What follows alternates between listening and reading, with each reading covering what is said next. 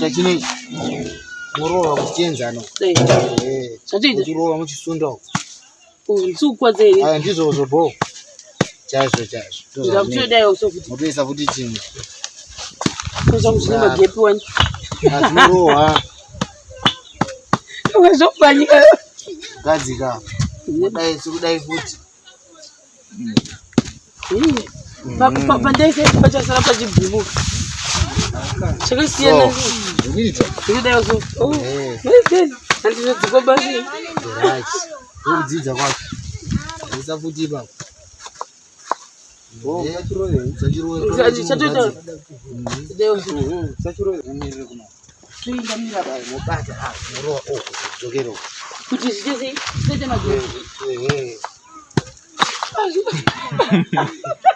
They saying asindiri kulo kwandiri guys ikoko unknown place, but I'm actually happy because ndauya kuzoona Washington arikuita a project yekuisa ma pavements near the other 3 guys. Aiwa inini rege nditi sei ndikuratidzei. Unfortunately hatikosa kukudzai kuti location yacho ndeipi, but zvamuri kuradzwa zvese izvizvi ndo ma pavements ari kuitwa negang ari kushandana na Washington. Mukuona ka I think I design yacho ukangoitarisa inoita sekuti EV kuita sekuti zvoda kubhuruka, but basically ndo chaizvo.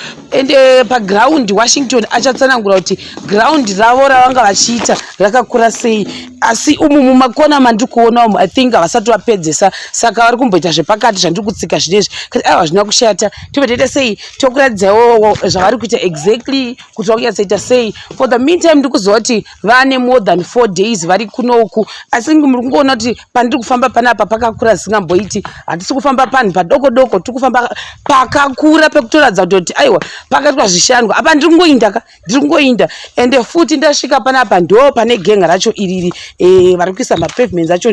Saka washitiudze kuti muri kuita sei sobuda apa pandiri kunyasa kuona ukavaenda kuvanda mubvute asi mamuchitsvakai ndiribo. Saka chitsanangurire because ndikuona pane bepa. What's the purpose yebepa? Ndikuona zvakare kunge pane handisi kuti inonzi chii zvitsanangurire zvamuri kuita panapa.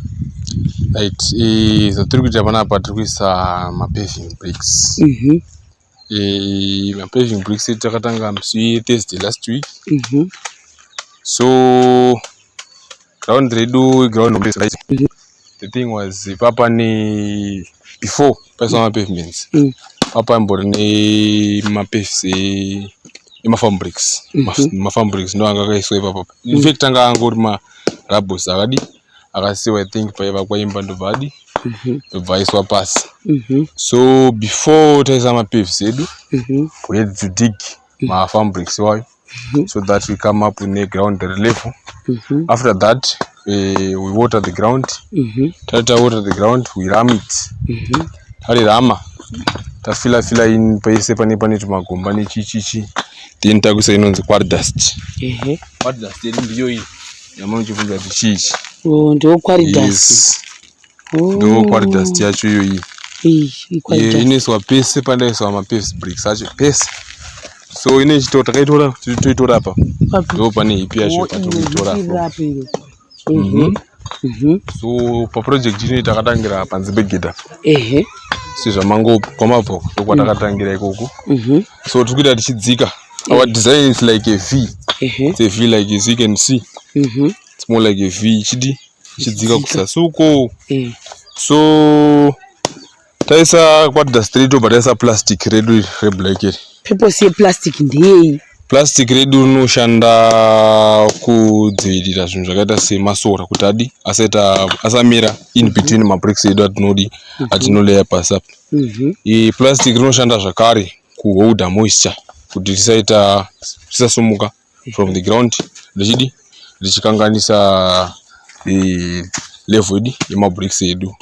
Rinoshandisa futi zvakare kuti mvura ground water level kana ichinge yakadi pasaita machaku inenge ichisimudza ari ma bricks, so rinoholda mvura yese kuna yondodai nekwanisa kuenda pamusoro plastic iroro zvakare. Then after plastic takutotanga kuti kuleya ma bricks edu. So totanga nemusana uyu muchiona tomuti musana ndo muna muti musana ichi ndo watoti musana yoyo icho chichimutsoto chakadai musana icho chine zvina tutu ehe so ndo chatotanga kuleya after taleya chinobuda chakaita straight kusvika kusasuko chetakaisa inonzi fish liner ndo inechionesa kuti atambo ikaka ndo kanonzi fish liner purpose ndeyei tambo yacho inoshanda kuti ine straight tione kuti kwatiri kuenda ndekupi direction kuti isaizobuda chakaita musana wefish chakabhenda kudai so ndo zvainyanya kushanda fish liner yedu then after that takutodzoka takutoleya sezviri kuita mukomana via yakubuda takutoleya via yacho inenge yakubuda iri hombe straight as you can see ko ichi chamunacho ndecheichi iyi tape measure nemuchishandisa chifu tape measure ndo yatoshanda nayo tichiona kuti patinoda kuisa pozi first patinoyazita quotation first totangalira quotation toda quotation tichida kuona kuti pacho patoda kuiswa pavement pakura sei so we have to measure it after measure it toisa ine zvangu personal I do it in AutoCAD design. I design it first so I can see kuti patinoenda nepapi zvinobatsira zvakare kuti mameters edu atinoita kuti estimate number of bricks dzatinozoisa pasi dzinenge dziri zingani so that murungu azoti atenga mabricks pozonzi mabricks aya akashota wedzera mabricks akati so once there is some design you can actually know kuti design yedu yapakura mameters akati so mabasic bricks edu zoti anopinda ari 50 per square meter so toita kungoona kuti area yakura 7 by 50 totoona kuti area yakura so ndo mufambira zvinoita zvinoita kuti waushanda ona yaasadi agara aziva kuti zvinhu zvaari kushanda materials haachadi achainkeya makosi achainkeya achapinda anenge akawanda sei so zvinongotengwa zviri 1 ende zvidhina zvedu zvakawanda zvisingaiti patakasvika vaitofunga sekuti zvakawandisisa kuti zvichatosara ini ndakatozviona ndikafunga zvichasara wamusimika asi ndikutoshandwa inini vandoshanda nawo tisiteka taisa kuti zvogona tozosashota kushota hazvizoshoti mani nekuti zviri mudesign yedu saka hazvishoti asi vese vanoona nemaziso maziso anozviwanzisa but zvakuzoitwa lay down you can see kuti pesa pamuri kuona kumashure peso papa nemahips ezvidhina zvazvakazara ipapo zvaitofungira kuti zvichatosuka kuzasuku chadaiwa tipe nguva munoona mega kuti zvidhina zvenyu izvi hazvina kuwanda nemhaka yekuti saka ava budha ava ndikuona ndo vari kuita mutsetse chidai so mumwe achiita zvari kuita izvo ava vari kuita sei inoshanda sehelpa anosupply zvidhina kwakomana ava uyu ndiye anoita basa rekupa kuyangadzira musana zvichifamba zvichidaro mukoma wedu washi ndo anotudza madirections kufamba nawo kuti apanofamba pakadai panodanzi kuti sarasike saka imimi you are baramen ini ndiri baramen ndiri zvese futi big up alright asi wangwandisira ngura kuti unonzani here kana kuti inini ndonzi takura unoita zvemusic here music andita music asi da kupinda muindustry yemusic uchimba kuti chi mai manje ndingondipa kasembo zvai manje asina nyora mapepa acho but ari muraundi mina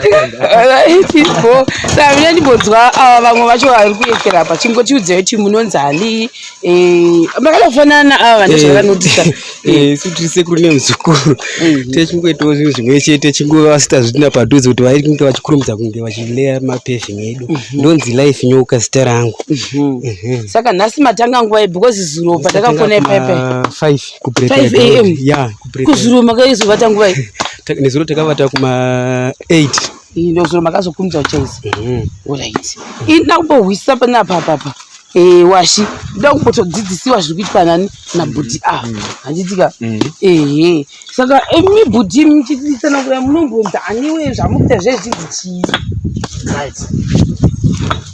ini ndonzi Providence Shamu tisimaleya tinogadzira kuti zvinhu zvibude izvi semaonera muri kuita iwaya tatotsika pabuda patobuda ndo mashandira tichiita iwaya alright saka chisando chamunacho icho ndechei sando ichi ndechokugadzirisa sei mandiri kurova mune makakwirira kuti muenzane inonzi rubber mallet alright pari kushandwa saka basa renyu iri mofungwa rogona kupedza nguva yakadiri nemumanyiro amuri kuita kudai like zichongoti 550 square meters. 7 days straight apedza. 7 days. Yeah. Netime yamuri kuita yacho muchiti 0 kweziro maindudza kuti muri kuvata late momuka very early in the morning. Yeah, ndizvozvo. Alright. Saka ndo kwatinoti kupfekana kwama pavements. Yeah, kunonzi kulokana zvofana. Oh, imunoti kuloka. Aiwa soti kupfekana ka. Kupfekana. Saka indi kuda kupfekedzawo ke. Yeah, munogona kungopfekedza. Dzidzisei. Saka ini muri kuita nediviri sei musingaende muchita nerime side. Ndofana kutsika kwanuku. Kune kware zvazvo zvopedzera. Tanga sakira. I mean like sei musingati mukatuku. Ndofana kuenda ne one side. Oh, one side. Ndozoenda another side. Saka muite sei. Right, tore chidina. Dai.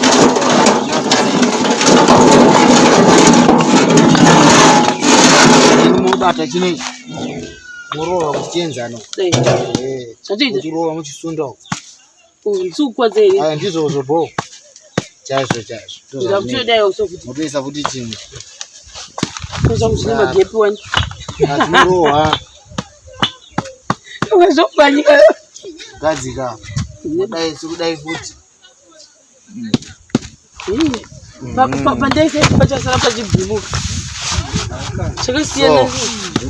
Ndikudayo so. Oh. Handinodzikwa basi. Right. Kudzidza kwako. Ndisa futi baba. Oh, chatoita. Ndikudayo so. Kudai futi muise chimwe. Oh, ndikuita laini rangu ye. Budai. Ndizvozvo. Ndorova. Aisai chimwe muzorova pamberi.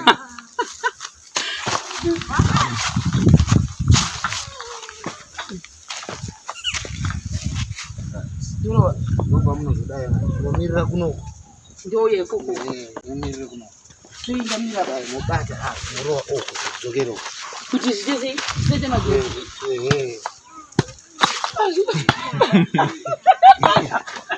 Right. Kudai so. Zvinoita kunge zviri easy wakazvitarira.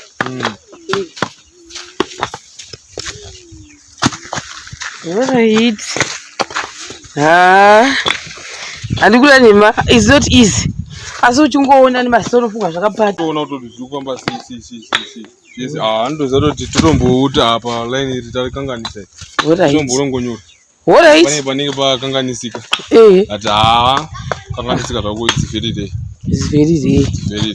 Alright. Saka imi mbudhi washe vane vachida kukubatai pamusoro pemapavements aya vanokubatai panhamba dzipi?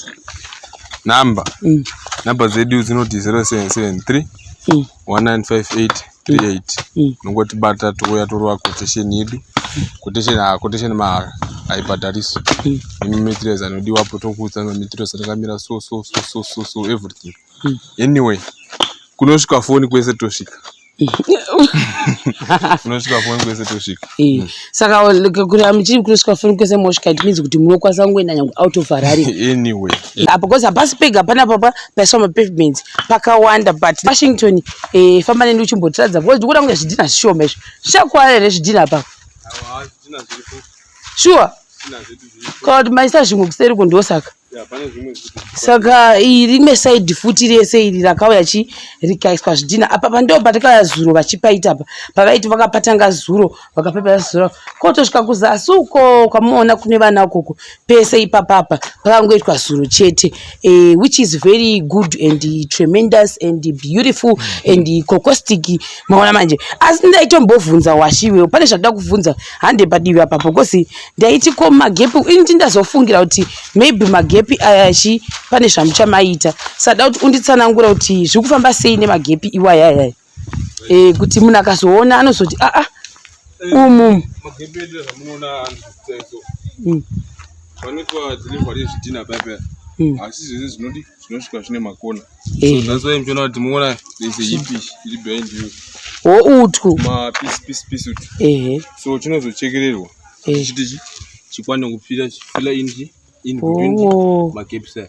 so that gap inozosara risipo rinochekererwa kungoita mechini nichi Nikani pamagepi so apo. zvidhina zvese zvamuri kuona zvakaita line up kunze kwese chazotira takuda Saka zvimwe chete nemunenge muri mudivi memba. appliance nemudiri member meso mazvisati zvakadai so. Saka apa pazvedu tine chaseda kungoradza even like kusvika ukoko. Like I said kuti hatisi kubudisa imba toda kungobudisa mapavements. But pavement iyi inosvika zvese nekumberi kune kabaki touya zvakare panapa. Pandikuona futi pane tambo iyi kutokanganwa here kana kuti kutodi. Tambo iri kushanda. Izvi zvichiri kushanda izvi. Yes, ibhondi yanga ichiswa. Nasi. Kunonzi kubhonda. Kubhonda laini racho. Muona zvekumucheto izvi. Zvakasiyana nezvimwe direction. Okay, kuti mugozogadzirisa. Tochiuya futi panapa kumwe rimwe divi zvakare ipapapa. Tingotora zvedu mapavements chete. Rimwe zvakare divi iri. Tichitoenda zvakadai. But pane pandaona apapa. Purpose yekuti padzike ndeyei apapa pasei pakadzika kudai. Apa. Kudzika kwapakaita pakasiwa intentionally. Kuti pakasiwa pachida. Okay, ndo zvavaida. Kana nguva yakunaya kwemvura ukati side iri no flood. So pane paida kuti mvura irasike chipopo chienda kunobva yadi enda kuseri. So that is why takasiya pakadzikira so that mvura inokwanisa kuita passing. Then ikamukuona kapathway kasho kana nolinga nevhuranda riri kuside. Nakandiketsoka. Ngotsoka zvako wodi wotoekera zvako. But this is beautiful. Adukunyepirana guys. Don't forget to get in touch with Washington and the guys. So tikuti kana tapedza paitwa fill in magaps atataura chesa ya Riverside. Pakata introduce pamusoro just like mona zvakaita. Eso Riverside.